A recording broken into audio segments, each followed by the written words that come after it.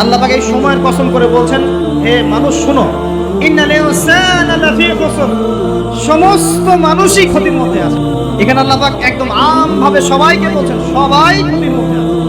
মানুষের ক্ষতি দুই প্রকার, এক ইহকালীন ক্ষতি, দুই পরকালীন ক্ষতি। ইহকালীন ক্ষতি কি?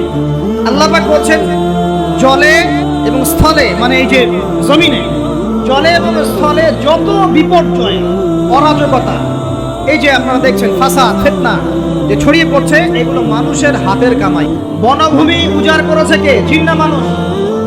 বলেন। এই পরিবেশ নষ্ট করেছে কে? জিন না মানুষ? বলেন। খাবারে ভেজাল দিয়েছে কে? জিন না মানুষ? অর্থনীতির মধ্যে সুদকে ঢুকিয়েছে জিন না মানুষ? এই বেহাত, বেপরদামি, জেনা, মাদককে ছড়িয়েছে জিন না মানুষ? নামাজ কালাম ছেড়ে দিয়ে পাবজি, ফ্রি ফায়ার নেকে পড়ে আছে জিন না মানুষ? আল্লাহর বিধান বাদ দিয়ে শয়তানের বিধান চালু করেছে কে? জিন না মানুষ? যাহারাল ফাসাদু ফিল বাররি ওয়াল বাহরি বিমা কাসাবাত আইদিন নাস। জলে স্থলে যত বিপর্যয়, অরাজকতা, সমস্যা, এগুলো মানুষের হাতের কামাই। বলি নাউজুবিল্লাহ। আমরা যা করব তাই পাবো। আমরা যা করব তাই। মাদক খাচ্ছেন আপনি, আপনাকে ফল ভোগ করতে হবে। সুদ খাচ্ছেন আপনি, আপনাকেই ফল ভোগ করতে হবে। এই বেহায়ের মতো মেয়েরা চলছে, ওকেই দেখবেন ফল ভোগ করতে হবে। মেয়ের সাথে হারাম সম্পর্ক করছেন, আপনাকে ফল ভোগ করতে হবে। যে যে পাপ করবে তাকে তার ফল ভোগ করতেই হবে। আল্লাহ পাক আমাদেরকে হেফাজত করেন, মাফ করেন। আমি তাহলে মানুষের একটা ক্ষতি পেলাম, ইহকালীন ক্ষতি। কি ক্ষতি ভাই? আর দুই নাম্বার হচ্ছে পরকালীন ক্ষতি। পরকালীন ক্ষতি কেমন? এবার বোঝেন। এই যে আমরা নিশ্চিন্তে ঘুমাই, সারা জীবন 30, 40, 50 বছর নিশ্চিন্তে কাটাচ্ছি, কোনো ফিকির নাই, নিজের পরিবারের, সমাজের, রাষ্ট্রের উম্মার কোনো ফিকির নাই, অথচ এই মানুষের সামনে অপেক্ষা করছে মৃত্যু। জি, আজকে থেকে 100 বছর পরে আমাদের মধ্যে কেউ থাকবে না পৃথিবীতে, এটাই সত্য। তারপরে আছে কবরের সওয়াল জবাব, তারপরে মিজান, এই পুলসিরাত, পুনরুত্থান, জান্নাত, জাহান্নাম, এগুলো আমাদের সামনে অপেক্ষা করছে। আর সেই মানুষ নিশ্চিন্তে বসে বসে মেয়ের সাথে টাঙ্কি মারে। সেই মানুষ বাইক নিয়ে একটা মেয়ে কিনে ঘুরছে। সেই মেয়ে একটা ছেলের সাথে চটপটি ফুচকা খায়। সেই লোক আল্লাহর বিধানকে সরাই দিয়ে শয়তানের বিধান চালু করা শুরু করে। সেই ব্যক্তি সুদ খাচ্ছে। সেই ব্যক্তি ট্রান্সজেন্ডার এই মতবাদ প্রমোট করতেছে। হ্যাঁ, সেই ব্যক্তি শিক্ষার মধ্যে ইসলাম বিদ্বেষী বিষয় ঢুকাই দিল। অথচ এই মানুষের সামনে পরকাল অপেক্ষা করছে। একদম টেনে হিসেবে আল্লাহ পাক সামনে নিয়ে দাঁড় করাবেন, দাঁড় করে জিজ্ঞাসা করবেন। তাহলে আমরা কত অপদার্থ, কত বোকা, আমরা কি বুঝতে পারছি ভাই? একটু বুঝতে পারছেন কি? আল্লাহ পাক সূরা আহজাবে এটাও কিন্তু বলেছেন যে ইন্নাল ইনসানা যালুমান জাহুলা। এর আগে আল্লাহ বলেছেন ওয়ালাকাদ আরাদনাল আমানাতা আলাস সামাওয়াতি ওয়াল আরদি ওয়াল জিবাল, ওয়ালাকাদ আরাদনাল আমানাতা আলাস সামাওয়াতি ওয়াল আরদি ওয়াল জিবাল ফাআবাইনা আন ইয়াহমিলনাহা ওয়া আশফাকনা মিনহা ফাহামালাহা আল ইনসান। সুবহানাল্লাহ। আল্লাহুম্মা লা ইলমা লানা ইল্লা মা আল্লামতানা ইন্নাকা আনতাল আলিমুল হাকীম। আয়াতের অর্থ শুনেন। মানুষ যে জালেম, জাহেল, আমরা যে অপদার্থ, আল্লাহ পাক কি বলছেন? আল্লাহ বলছেন ওয়ালাকাদ আরাদনাল আমানাতা আলাস সামাওয়াতি ওয়াল আরদি ওয়াল জিবাল। আমি ইসলামের এই আমানত, শরিয়াত, কোরআন হাদিসের এই যে আমানতটা, এটা আসমান সমূহকে দিতে চেয়েছিলাম। তোমরা কি নিবা? আমি জমিনকে দিতে চেয়েছিলাম, তোমরা নিবা? আমি পাহাড়কে দিতে চেয়েছিলাম, আমানত কি নিবা? ফাআবাইনা, তারা বলেছে না, নিতে পারবো। ওয়াশফাকনা মিনহা, তারা অক্ষমতা প্রদর্শন করেছে। ফাহামালাহা আল ইনসান, মানুষ সে আমানতটা কাঁধের মধ্যে বহন করেছে। আমরা সে আমানত কি করেছি ভাই? কাঁধে বহন করেছি। আল্লাহ পাক বলেন ইন্নাল ইনসানা যালুমান জাহুলা। মানুষ কত জালেম, মানুষ কত জাহেল। আমাদের সামনে পরকালীন এই কঠিন জবাবদিহিত অপেক্ষা করছে। এরপরে আমাদের জীবনযাপন পদ্ধতি দেখলে মনে হয় যে আমাদের মধ্যে আর গরু ছাগলের মধ্যে কোনো পার্থক্য। আচ্ছা, আল্লাহ পাক এবার আমাদেরকে বলছেন, আচ্ছা ঠিক আছে, 4টা গুণ অর্জন করো। এই 4টা গুণ যারা অর্জন করবে তারা ওই ক্ষতি থেকে বেঁচে থাকবে ইনশাআল্লাহ। সুবহানাল্লাহ। দুনিয়াতেও তারা সফল হবে, পরকালেও সফল হবে ইনশাআল্লাহ। আল্লাহ বলেন ইল্লাল্লাযীনা আমানু, তারা নয় যারা ঈমান এনেছে, তারা ক্ষতির মধ্যে নাই, যারা ঈমান এনেছে। 2 ওয়া আমিলুস সলিহাত, সৎ আমল সম্পাদন করেছে। তারপরে ওয়া তাওয়াসাউ বিল হক, পরস্পরকে সত্যের উপদেশ দিয়েছে। কিসের উপদেশ? সত্যের। 4 ওয়া তাওয়াসাউ বিস-সাবর, এবং পরস্পরকে ধৈর্যের উপদেশ দিয়েছেন। চারটা গুণাবলী অর্জন করলে ক্ষতি থেকে বাঁচতে পারবো, অন্যথায় কোনো সুযোগ নাই। যত বড় ফকিহ হন, আলেম হন, মুহাদ্দিস হন, মুফাসসির হন, পলিটিক্যাল নেতা হন, কোনো লাভ নাই, কিচ্ছু হবে না পরকালে, একদম নাজাতের রাস্তা বন্ধ যদি চারটা গুণাবলী অর্জন না করতে পারি। কয়টা ভাই? এক নম্বর ইল্লাল্লাযীনা আমানু, যারা ঈমানদার হয়েছে। এক নম্বর কি? ঈমানদার হয়েছে, পাক্কা ঈমানদার হয়েছে। দুই নম্বর ওয়া আমিলুস সলিহাত, সৎ আমল করেছে। কি আমল? ওয়া তাওয়াসাউ বিল হক, হকের দাওয়াত দিয়েছে। কিসের দাওয়াত? চার নম্বর ওয়া তাওয়াসাউ বিস সাবর, ধৈর্যের দাওয়াত দিয়েছে, ধৈর্যের উপদেশ। কিসের উপদেশ? এটা কি শুধু একজন ব্যক্তির উপরে বর্তাবে? আর সবার উপর দায়িত্ব? এই সূরায় কি শুধু আলেমদেরকে উদ্দেশ্য করা হচ্ছে? শুধু মুফাসসিরদেরকে? শুধু মুহাদ্দিসদেরকে? শুধু বক্তাদেরকে? নাকি সবাইকে?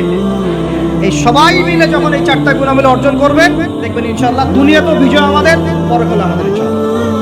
এবার একটু ব্যাখ্যা করে সংক্ষিপ্ত করে। ঈমান মানে কি? ঈমান অর্থ কি? বিশ্বাস। ঈমানের পিলার কয়টা?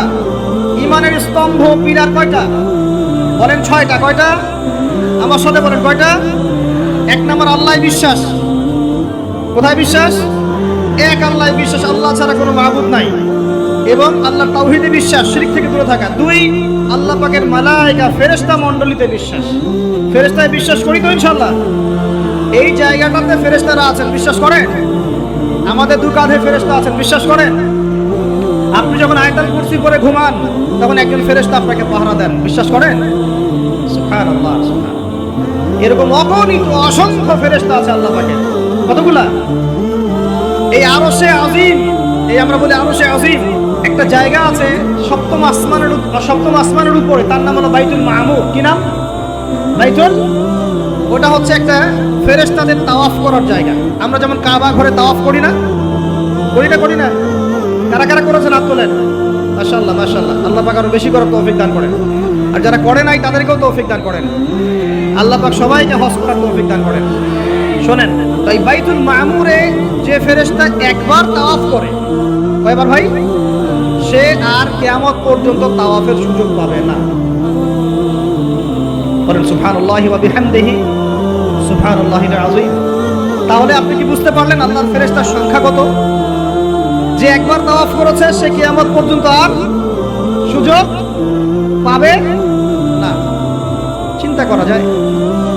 এখন ঈমানের পিলার কয়টা বললাম ভাই? এক নাম্বার কিসে বিশ্বাস? আল্লাহয় বিশ্বাস করি তো নাকি? তা আল্লাহয় বিশ্বাস করলে যুবকরা এখন আত্মহত্যা করে কেন? বলেন, আল্লাহয় বিশ্বাস যদি করেন তাহলে রেজাল্ট খারাপ হলে আত্মহত্যা করেন কেন? আল্লাহ আপনার তাকদীর লিখেন নাই?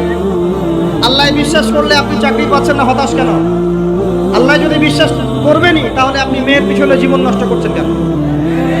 আল্লাহতে যদি বিশ্বাস থাকেই, তাহলে নামাজ নাই কেন? আল্লাহ যদি বিশ্বাস করেনি, আলহামদুলিল্লাহ, তাহলে যাকাত দেন না কেন? তাহলে দ্বীনের জন্য কোনো ফিকির নাই কেন? দ্বীনি ইলম অর্জন কেন করেন না? কেন কোরআন তেলাওয়াত করা শেখেন না? কথাগুলো কি কষ্ট পাচ্ছেন? একটু পান। আমি দোয়া করি একটু যেন আপনি কষ্ট পান, এবং এই কষ্টটা যেন আপনাকে আল্লাহর দিকে নিয়ে আসে। এই কষ্টটাই যেন আপনাকে আল্লাহর দিকে নিয়ে আসে। আল্লাহ তৌফিক দান করেন, আমিন। আমাদের কাছে আবু বকর রাদিয়াল্লাহু আনহুর সুন্নতও আছে, ওমর ইবনে খাত্তাবের সুন্নতও আছে। আল্লাহ পাক আমাদেরকে তৌফিক দান করেন, আমিন। তাহলে ভাই আল্লাহ বিশ্বাস করবো তো ইনশাআল্লাহ? তাহলে এক কথায় আল্লাহর কোনো হুকুম ছাড়া যাবে না। রাজি? আল্লাহ পাকের কোনো হুকুম আহকাম ছাড়বো না ইনশাআল্লাহ। রাজি আছেন? আল্লাহ তুমি কবুল করো, আমিন। দুই, আল্লাহ পাকের ফেরেশতা মণ্ডলীতে বিশ্বাস করি তো ইনশাআল্লাহ? ফেরেশতায় বিশ্বাস করলে গোপন পাপ কিভাবে করতে পারি? ফেরেশতায় বিশ্বাস করলে বাথরুমে পাপ করেন কিভাবে? ফোনের মধ্যে পাপ করেন কিভাবে? গোপনে মেয়ের সাথে পাপ করেন কিভাবে? গোপনে পরকিয়া করেন কিভাবে? যদি আল্লাহকে আমরা আল্লাহ ফেরেশতার বিশ্বাস থাকেই, তাহলে আমাদের এই ফেরেশতারা লিখছে না সবকিছু? লিখছে না? আল্লাহ পাক আমাদেরকে বিশ্বাস করার মতো করার তৌফিক দান করেন। হাদিসে জিবরিল সহিহ মুসলিমে আছে এবং মিশকাতে আছে। হাদিসে জিবরিলের মধ্যে নবী সাল্লাল্লাহু আলাইহি ওয়াসাল্লাম বলেছেন, আন তা'বুদাল্লাহা কাআন্নাকা তারাহ ফাইন লাম তাকুন তারাহু ফাইন্নাহু ইয়ারাক। শোনো মুসলমানরা, তুমি এমন ভাবে আল্লাহর ইবাদত করো যেন তুমি আল্লাহকে দেখছো, আর যদি তুমি আল্লাহকে দেখতে না পারো তাহলে জেনে রাখবা আল্লাহ তোমাকে দেখছেন। এই বিশ্বাসটার নাম হলো ইহসান। কি নাম? ইহসান। এই ইহসানের সাথে ইবাদত করলে আমাদের মধ্যে সবসময় আল্লাহ কনসিয়াসনেস থাকবে। আল্লাহ ফেরেশতারা লিখছেন, আল্লাহ দেখছেন। অতএব প্রকাশ্য গোপনে আমার দ্বারা পাপ করা সম্ভব না। এরপরে পাপ হতে পারে কি না? হতে পারে না? পারে না? যদি পাপ হয়ে যায় কি করবেন? হতাশ হয়ে যাবেন না। যতবার পাপ হবে 2 রাকাত নামাজ, যতবার পাপ হবে ওযু করে 2 রাকাত নামাজ, ইনশাআল্লাহ আল্লাহ পাক পাপ মাফ করে দিবেন। তাই বলে আল্লাহ পাকের এই দয়ার সুযোগ নিয়ে পাপ করতেই থাকবেন এমন, দয়ার সুযোগ নিয়ে পাপ করতেই থাকবেন এমনটা নয়। আল্লাহ পাক যেমন গফুর রহিম, আল্লাহ পাক তেমনি শাদীদুল ইকাব। আল্লাহ পাক যেমন রহমান রহিম, পরম করুণাময় অসীম দয়ালু, আল্লাহ পাক তেমনি কঠিন শাস্তিদাতাও। ঠিক আছে? 2 নম্বর পিলার মালায়েকায় বিশ্বাস। 3 নম্বর ওয়া কুতুবিহি, আল্লাহ পাকের সমস্ত আসমানি কিতাবে বিশ্বাস করব। রাজি আছি তো ইনশাআল্লাহ?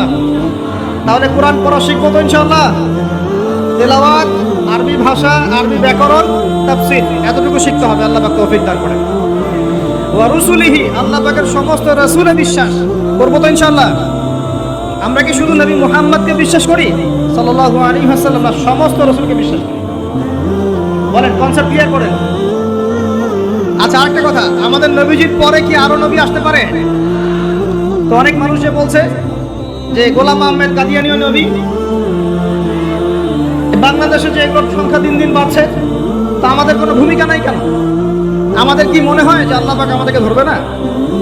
শোনেন, যাদের প্রত্যক্ষ মদতে আর পৃষ্ঠপোষকতায় বাংলার মাটিতে এগুলো ছড়াচ্ছে, আল্লাহ পাকে এক একজন জালেমের কঠিন হিসাব নেবেন। আর আমরা তো অজ্ঞ হলাম কিভাবে? ঈসাই মুসলিম আবার কি? মুসলমানদের মধ্যে কোনো ঈসাই মুসলিম বলে কোনো শব্দ নাই। আমাদের কালিমা স্পষ্ট, লা ইলাহা ইল্লাল্লাহ, আল্লাহ ছাড়া কোনো মাবুদ নাই। মুহাম্মাদুর রাসূলুল্লাহ, মুহাম্মদ সাল্লাল্লাহু আলাইহি ওয়াসাল্লাম আল্লাহ পাকের সর্বশেষ নবী। তারপর লা নবিয়্যা বাদা, তারপরে কোনো নবী আসবে না। হ্যাঁ, ঈসা ইবনে মারইয়াম আসবেন। তিনি আসবেন কখন? দাজ্জালকে হত্যা করার জন্য, নবী হিসেবে নন। তিনি আসবেন কি হিসেবে? উম্মাহ হিসেবে। আল্লাহ রাব্বুল আলামিন আমাদের এক আকীদা পরিষ্কার করে রাখেন ইনশাআল্লাহ। আর এই ধরনের দাওয়াত যদি দিতে কেউ আসে, একটা চল লাগাই দিবেন ধরে। তারপর কি হবে দেখা যাবে। একদম কষে থাপ্পড় লাগাই দিবেন একটা। মুহাম্মদ সাল্লাল্লাহু আলাইহি ওয়াসাল্লামের উম্মত হয়ে থাকলে এদেরকে একদম সুযোগ দিবেন না আপনি। আমার নবী পরেও নবী আসবে এমন মতবাদ প্রচার করতেছেন আউযুবিল্লাহ। ওলামায়ে কেরাম বাংলার জমিনে থাকতে এটা কখনো সম্ভব হবে না ইনশাআল্লাহ। এদের যত পণ্য আছে, এগুলো একটা পণ্য ব্যবহার করবেন না কখনো। লিস্ট করে দেখবেন কোন কোন পণ্য এদের। আমি এগুলো বলতে চাচ্ছি না পাবলিকলি। একটু সচেতন হন। ঈমান কোন দিক দিয়ে বের হয়ে চলে গেল, আল্লাহ পাক আমাদেরকে মাফ করেন। নবীজি এই যুগের কথাই বলছিলেন সম্ভবত, যে ইউসবিহু রাজুলু মুমিনান ওয়া ইউমসি কাফিরান। একজন ব্যক্তি সকাল করবে মুমিন অবস্থায়, সন্ধ্যা হবে কাফের অবস্থায়।